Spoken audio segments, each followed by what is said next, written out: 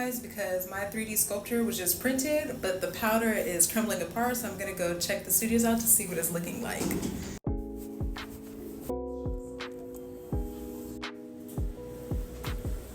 But this is, we've kind of tried to print them a few times. Fine. And working well, they will come out really good. Yeah. It's just that, so we've contacted the engineers and they've said that there's a loose powder off.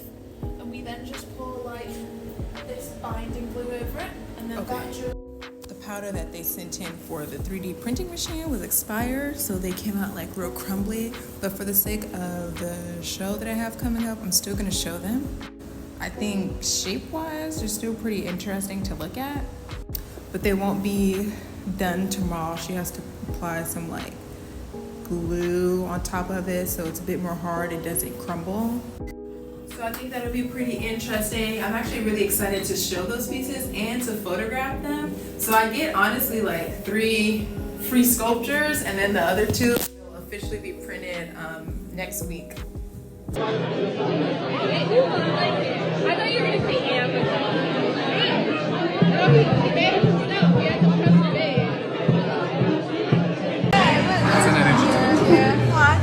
Pretty boy swag.